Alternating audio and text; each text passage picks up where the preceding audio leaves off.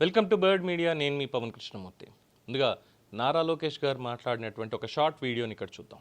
మహిళల్ని అవమానిస్తూ కొన్ని పదాలు వాడతాం. గాజులు తొడుక్కున్నావా, చీర కట్టుకున్నావా, అమ్మాయిలాగా ఏడవద్దన్న పదాలు మనం వాడతాం. దీనికి ఫుల్ స్టాప్ పెట్టాల్సిన బాధ్యత ఇక్కడున్న మనందరిపైన ఉంది.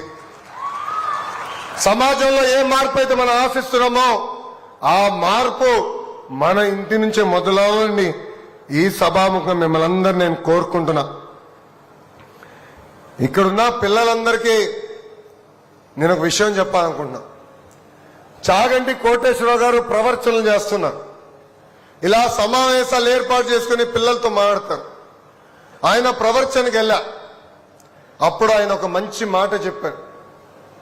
తల్లికి చెప్పలేని ఏ పని నువ్వు చేయొద్దని. What you can't tell your mother, don't do it అని. అది ఎంత సింపుల్, అంత పవర్ఫుల్.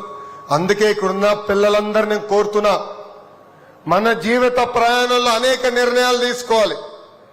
ఒక్క క్షణం కళ్ళు మూసుకుని ఆలోచించాలి. నిర్ణయం తీసుకునే ముందల మనం తీసుకోబోయే నిర్ణయం మన తల్లికి చెప్పగలుగుతామా లేదా అని. చెప్పగలితేనే ఆ నిర్ణయం తీసుకోవాలని ఇక్కడున్న పిల్లలందరినీ నేను కోరుతున్నా.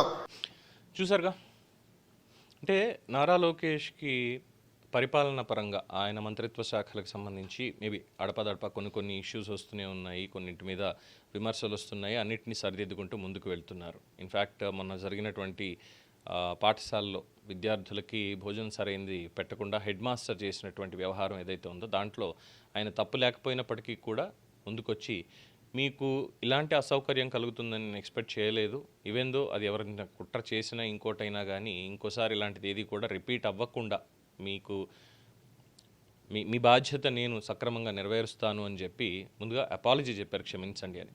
అక్కడే ఆ హుందాతనం ఏంటనేది బయటపడింది. అంటే ఏదో ఒక ముఖ్యమంత్రి కొడుగ్గా, మంత్రిగా, మంచి పవర్ఫుల్ వ్యక్తిగా, దేశ రాజకీయాల్లో సైతం ఆ పార్టీలకు అతీతంగా కొంత అభిమానాన్ని సంపాదించుకుంటూ మోడీ గారికి నమ్మకమైనటువంటి వ్యక్తిగా ఇటీవల కాలంలో పేరు పొందుతూ ఇవన్నీ రాజకీయంగా ఎంత చేసినా ఎలా ఉన్నప్పటికీ కూడా వ్యక్తిత్వ పరంగా చూసినప్పుడు నారా లోకేష్ తనలో ఉన్నటువంటి లోపాలన్నిటినీ కూడా ఒక్కొక్కటిగా ఈ దశాబ్ద కాలంలో బయట వదిలేసుకుని పూర్తి స్థాయిలో ప్రజలు ఎవరైతే కోరుకుంటున్నారో, ఎలాంటి నాయకుడు కావాలని కోరుకుంటున్నారో అలా టర్న్అవుట్ అవుతూ తనని తాను మలుచుకుంటున్నారు. తన క్యారెక్టర్ బిల్డింగ్ వెనకాల తనే శిల్పి.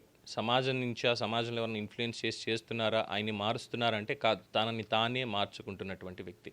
ముఖ్యంగా ఈ పర్టిక్యులర్ మాటలు,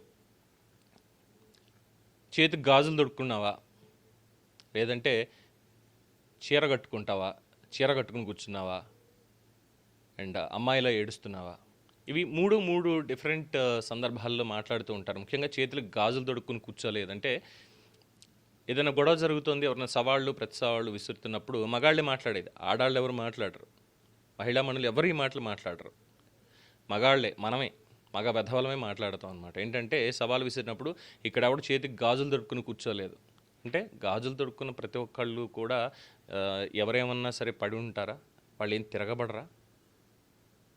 తప్పుడు అర్థం కదా అది. కానీ మనం వాడేస్తూ ఉంటాం. అదే మగ అహంకారం. సో అది మారాలి ఖచ్చితంగా అనేది లోకేష్ ఆలోచన. వాస్తవం, ఖచ్చితంగా వాస్తవం.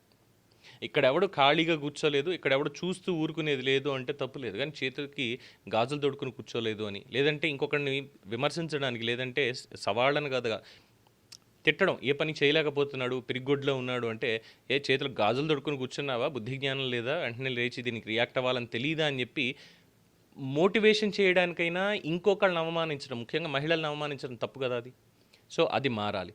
సెకండ్, చాలామంది ఇలాగే చీరా జాకెట్ పంపిస్తాను కట్టుకు కూర్చో ఇంట్లో అంటారు. ఇది అనేక సినిమాల్లో చూస్తూ ఉంటాం మనం, ఫ్యాక్షన్ బ్యాక్గ్రౌండ్ ఉన్న దాంట్లో వాటిల్లో మనం చూస్తూ ఉంటాం. అది కూడా చాలా పొరపాటు. అంటే చీర కట్టుకుంటే, చేతికి గాజులు వేసుకుంటే శక్తి లేనట్ట, కేవలం ఇంటికి మాత్రమే పరిమితం అయిపోయినట్ట, వాళ్ళకి ఏం లేనట్ట, ఇక ఆ స్టామినా కానీ ఆ కెపాసిటీ కానీ లేనట్ట. తప్పు కదా. పాలిచ్చి పెంచే వాళ్ళకి పాలించడం కూడా తెలుసు అని ఒక సినిమాలో డైలాగ్. వాళ్ళే లేకపోతే అసలు ప్రపంచంలో మనం ఎక్కడున్నాం? ఈ సవాళ్ళు విసరడానికి, తొడలు కొట్టడానికి ఎక్కడున్నాం మనం? సో అది మారాలి. ఇక మూడోది, ఇది ఇన్ జనరల్గా అబ్బాయిల్ని ఏంటంటే చాలామంది మానసిక శాస్త్ర నిపుణులు కూడా చెప్తూ ఉంటారు. ఏదైనా బాధ వచ్చింది అంటే కన్నీరు వస్తుంది. ముఖ్యంగా మగాళ్ళకి, అబ్బాయిలకి కన్నీరు వస్తుంది. వస్తే అమ్మాయిలు ఏడుస్తూ కూర్చుంటే వాటి బుద్ధి జ్ఞానం లేదా అంటారు. అంటే మగాడు ఏడవకూడదా? తప్పే ఉంది ఏడిస్తే? బాధ బయటికి వెళ్ళిపోతుంది అంతే కదా. అమ్మాయిలా ఏడవద్దేంటి? అంటే అమ్మాయిలు మాత్రమే ఏడుస్తారా? అబ్బాయిలు ఏడవకూడదా ప్రపంచంలో? తల్లి పేగు కట్ చేసుకుని బయటకు వచ్చిన తర్వాత బిడ్డ ఆడ మగ తేడా లేకుండా ఏడుస్తాం కదా, అప్పుడు అనగలుగుతారు ఈ మాట. బట్ ఏదో చేతగా లేదో, లేదంటే భయపడుతూ కూర్చున్నాడనో, లేదంటే మోటివేట్ చేయడానికో అమ్మాయిలు ఏడుస్తాడు బుద్ధి జ్ఞానం లేదా అని. ఇది ప్రతి ఇంట్లో కూడా సహజంగానే. అది కూడా అమ్మలు ఎక్కువ కొడుకుల్ని తిడుతూ ఉంటారు. ఏదైనా బాధ వచ్చింది చెప్పుకోలేకపోతున్నాము, లేదంటే ఎగ్జామ్లో ఫెయిల్ అవుతామా, ఎగ్జామ్ సరిగ్గా రాయలేదా, కొన్నిసార్లు ఎవరికి ఏది చెప్పుకోలేము. అటువంటి సమయంలో బాధ వచ్చినప్పుడు ఏంటంటే కన్నీళ్ళు ఆకుండా వచ్చేస్తూ ఉంటాయి. వచ్చినప్పుడు అమ్మో, నాన్నో, అక్కో ఎవరో ఒకళ్ళు చూసినా అమ్మాయిలు ఏడుస్తావేంట్రా తిడతారు వచ్చి. సో ఇది కూడా మారాలంటే ఇంటి దగ్గర నుంచి సమాజంలో మార్పు అనేది కనిపించాలి. ప్రతిదీ వాళ్ళని విమర్శించేటట్టుగా ఇలాగా చేయడం అనేది చాలా తప్పు అనేది లోకేష్ చెప్పినటువంటి మాట. అలాగే ఇంకొక చాలా గొప్ప మాట అన్నారు. తల్లికి చెప్పగలమా లేదా? ఏదైనా నిర్ణయం తీసుకున్నాము, ఏదైనా పని చేస్తున్నాము, అది తల్లికి చెప్పగలమా? అమ్మ నేను ఈ పని చేస్తున్నాను, అమ్మ నేను ఈ పుస్తకం చదువుతున్నానమ్మా, అమ్మ ఈ సినిమా చూస్తున్నానమ్మా, అమ్మ ఇక్కడికి వెళ్తున్నానమ్మా, అది తల్లికి ధైర్యంగా చెప్పగలవా? ఒకవేళ చెప్పలేకపోతే ఆ పని చేయకూడదు. తల్లికి కూడా చెప్పలేనటువంటి పని ఉంటే చెప్పకూడదు, అసలు చేయకూడదు. ఇది చాగంటి కోటేశ్వరరావు గారి ప్రవచనంలో నేను విన్నటువంటి మాట, చాలా పవర్ఫుల్ మాట అని చెప్పి కోట్ చేశారు.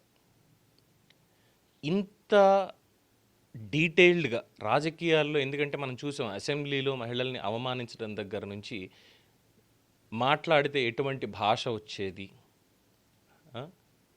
మాట్లాడితే నీ అమ్మ మొగుడు చేశాడా అనేటువంటి మాట వాడేటువంటి ప్రబుద్ధులు ఉన్నారు. అక్కడ కూడా ఒక తల్లిని అవమానించడమే. స్ట్రైట్గా మీ నాన్న చేశాడా, నీ బాబు చేశాడని మాట్లాడతారు. నీ బాబు అనడం కూడా తప్పే అవుతుంది, అది కూడా తప్పే అవుతుంది. నీ బాబు రాసిచ్చాడా ఇదేమన్నా అనేస్తారు, అన్యాపదేశంగా అనేస్తారు, అది కూడా ఒక రకంగా తప్పే. కానీ అక్కడ కూడా ఏంటి, మళ్ళీ ఒక మహిళని అవమానించేలాగా, ఒక తల్లిని అవమానించేలాగా మాట్లాడడం, ఇవన్నీ చూసాం. అవన్నీ ఎక్కడ కనిపించట్లా. అడపాదడప ఎవరో మాట్లాడడం, తిట్టడం, ఇవన్నీ స్పర్ ఆఫ్ ద మూమెంట్ అని ఇంకోటని మాట్లాడుతున్నారు. బట్ ఇక్కడికి వచ్చేసరికి లోకేష్ చెప్పినటువంటి మాటలు నిజంగా ఆణిముత్యాలు. మహిళా లోకం అంతా కూడా ఇది కదా మేము కోరుకున్నది, ఇలాంటి వాడు కదా మాకు నాయకుడిగా కావాల్సింది, ఇలాంటి వాడు కదా మా బిడ్డ, నాయకుడు కూడా కాదు, ఇది కదా మా బిడ్డ అంటే అని చెప్పి చాలా గర్వంగా మనసుకు తీసుకుంటున్నారు. లోకేష్కి ఎక్కడ చూసినా సరే ఇదే.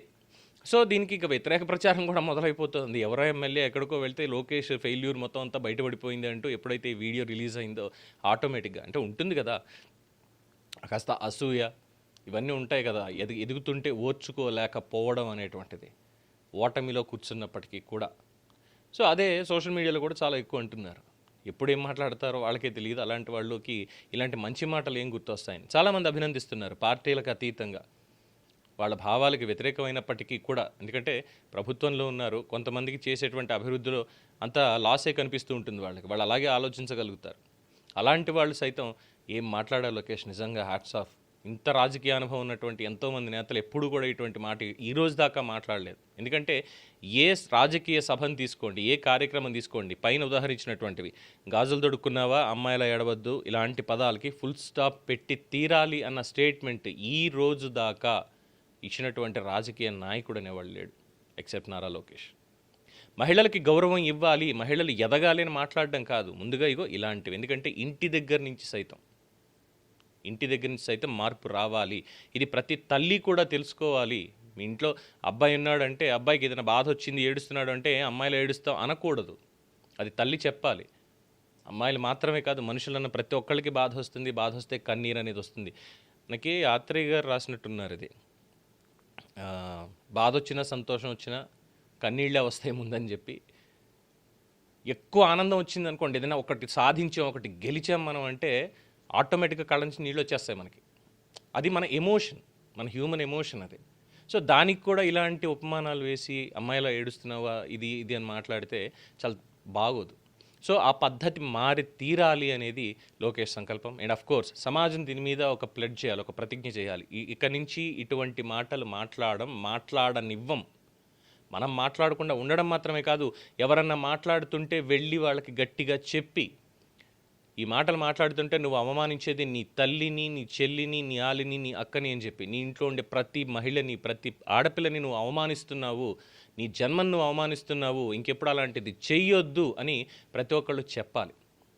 అప్పుడే ఆ మార్పు అనేటువంటిది ఖచ్చితంగా సాధ్యమవుతుంది. సో ఇటువంటి మంచి మంచి ఆలోచనల్ని ప్రజలతో పంచుకుంటూ మార్పుకి శ్రీకారం చుడుతున్నటువంటి నారా లోకేష్ గారికి బర్డ్ మీడియా తరఫున అలాగే ప్రజల తరఫున కూడా మరొకసారి ధన్యవాదాలు తెలియజేసుకుంటున్నాం. దీని మీద మీ అభిప్రాయం తెలియచేయండి. చూస్తూనే ఉండండి ది బర్డ్ మీడియా.